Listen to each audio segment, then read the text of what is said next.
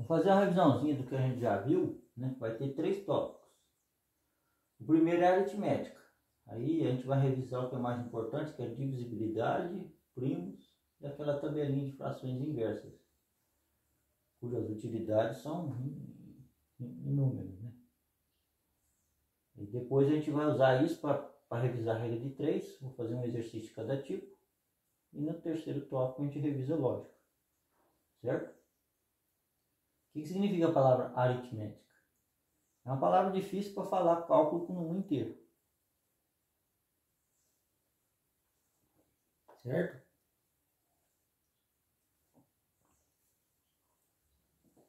O que são os números inteiros? Esse conjunto aqui.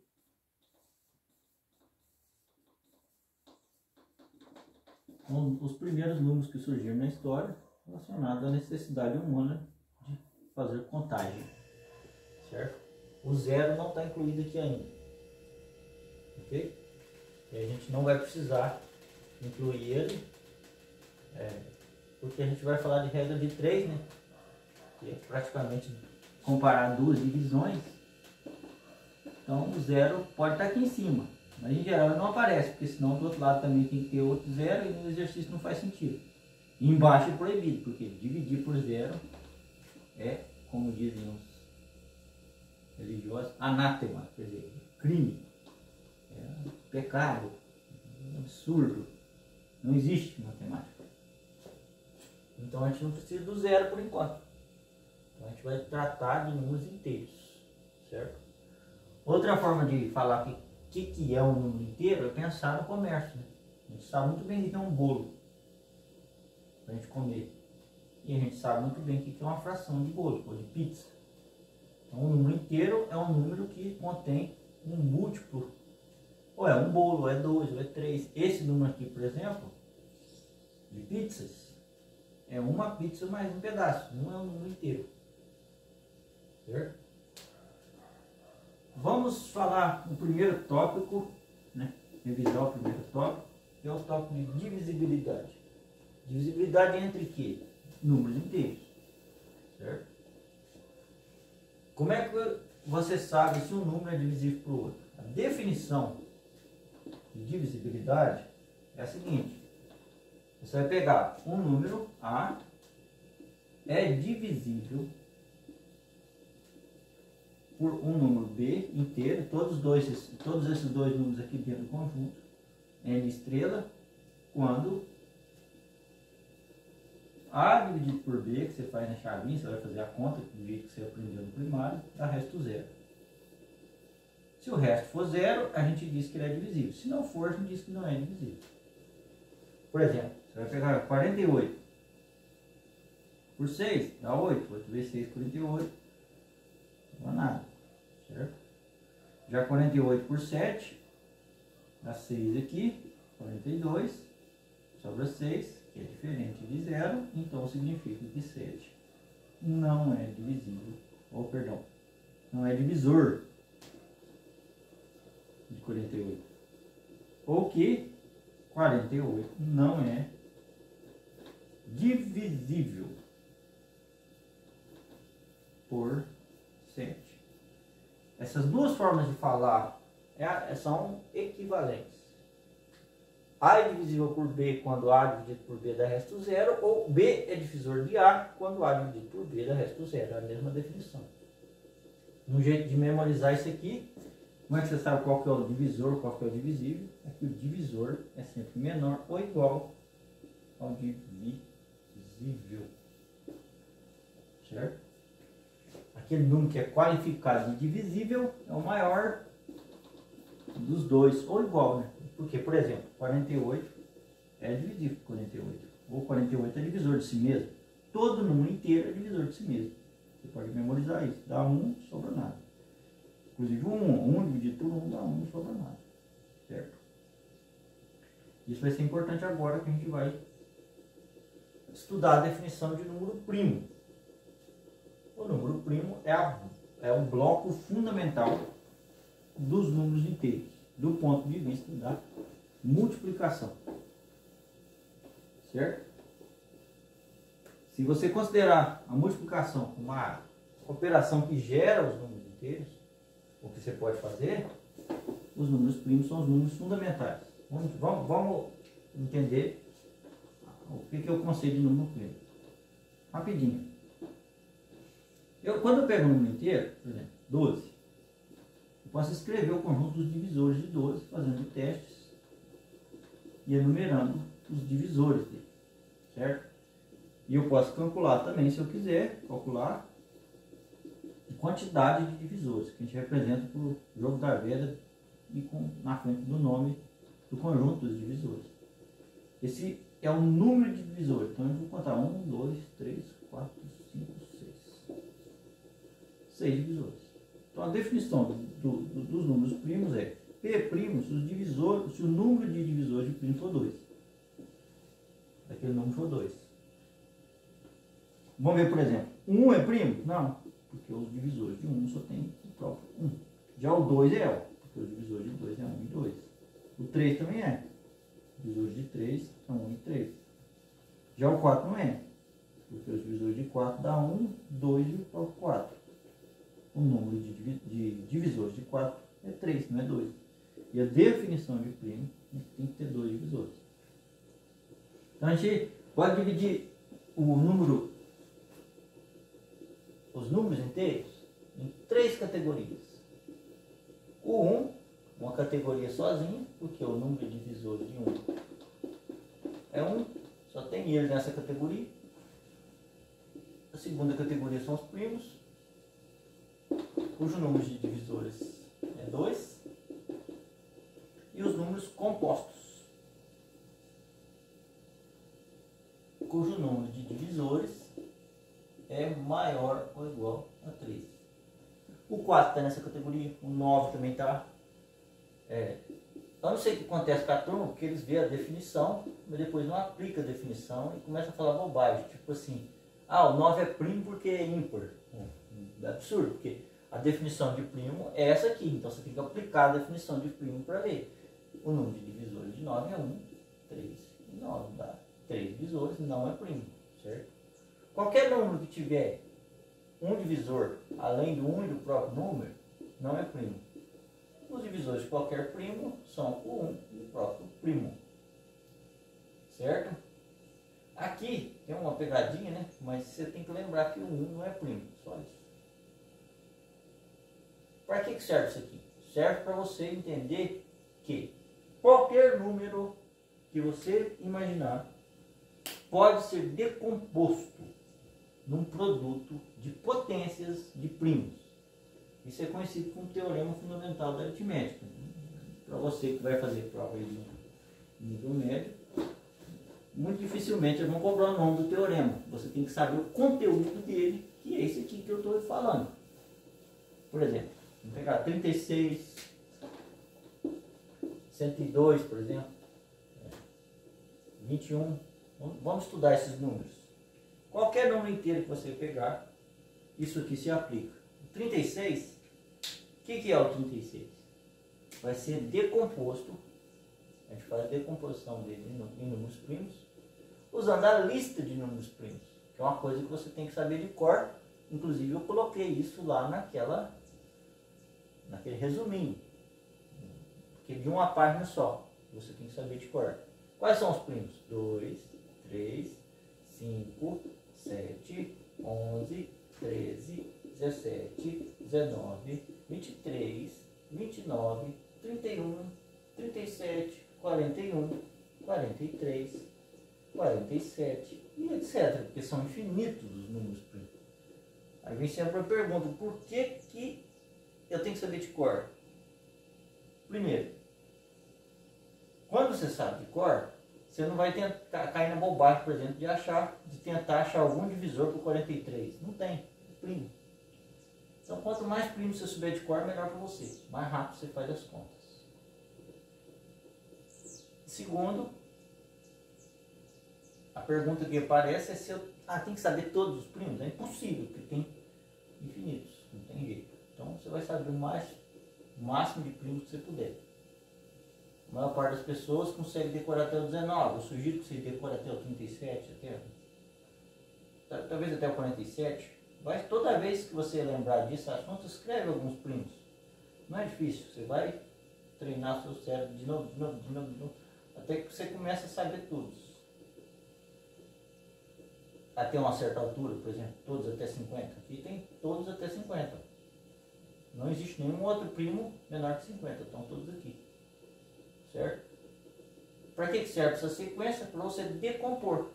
Os números que não são primos são chamados de compostos, porque se você dividir eles nessa sequência aqui, que eu vou fazer, você vai perceber que eles se decompõem em produtos de potências de primos. E sempre da mesma forma. Vamos lá, vamos fazer 36? Divide por 2, 18. Divide por 2 de novo, 9. Agora o 2 não tem jeito mais, acabou. Você risca fora. 3, dá 3, 3 de novo, 9. Então, a decomposição em primos de 36 é 2 ao quadrado vezes 3 ao quadrado. Vamos fazer o 102? Pode por 2? Pode. Então dá 51. Agora, você teria que entender que por 2 não dá mais, porque termina em 1. A gente já está aplicando a divisibilidade, que daqui a pouco eu vou revisar. Aí você vai tentar o 3. O 3 a gente sabe que dá certo porque o 51, ó, você aplica a regra de divisibilidade, 5 mais 1 dá 6. E a gente sabe que quando a gente faz a soma dos algarismos e a gente obtém um múltiplo de 3, então o próprio número divide por 3. Como é que a gente acha quanto que dá? É só você usar uma estratégia desse tipo aqui, por exemplo. Isso aqui se divide por 3 dá 10, aqui dá 7. 10 mais 7 dá 17. E isso significa que você vai ter que pular toda essa turminha aqui e já chega no 17. Então, a decomposição em primos do 102 é 2 vezes 3 vezes 17. Não existe outra decomposição. Toda decomposição em primo é única. Vamos fazer o 21? Só para ter mais um exemplo. Por 2 não dá, você começa no 3 dá 7. Você pula o 5, o 3 e o 5. O 5, né, perdão. Já pula direto para o 7, que você sabe que o 7 é primo da decomposição, né? 3 vezes 7. A utilidade disso é perceber que as simplificações são feitas porque os números se decompõem. Você não olha no número, você não pode enxergar só um número. Por exemplo, 4.208, certo? Um número maior. Você não pode olhar nesse número e enxergar só o 4.208. Esse número está te contando uma história. E essa história ela é derivada desse teorema, dessa verdade, de que todo número se decompõe em fatores primos. Então, tudo que você fizer de simplificação ali na hora de fazer a regra de 3 vem desse fato. Certo? Aqui a gente sabe que é múltiplo de 2, entendeu? Aí, por exemplo, tá? Aqui é múltiplo de 2 de novo, vai dar 1052. A gente vai dividindo por 2. 526. Aí 250 com 3, 263. Aqui acabou a divisão por 2. Aí você tem que estudar esse número agora, para você saber que aqui a gente dividiu por 2 ou 3 vezes. A gente sabe que esse número é dividido por 8. Entendeu? A gente vai usar isso a nosso favor, de forma a fazer o menor número de cálculos possível. De preferência, fazer cálculos pequenos, quebrar o cálculo, entendeu? Se você está numa pedreira trabalhando, você não vai operar com pedras grandes. Você vai procurar o caminho mais fácil de quebrar essa pedra grande em pedregulhos menores, para você trabalhar com menos sacrifício. E é isso que a gente está fazendo. Agora, antes de passar para a regra de 3, eu preciso revisar com vocês o que são, né, as regras de divisibilidade. Certo? Vamos pegar a primeira. A primeira regra de divisibilidade que existe é a de 2. Muito fácil. A gente vai estudar de 2, de 3, 5 e 7 nesse vídeo. Aí depois em aula a gente vê mais. Certo? Divisibilidade por 2 todo mundo conhece. É muito simples. Basta verificar se o número é par ou não.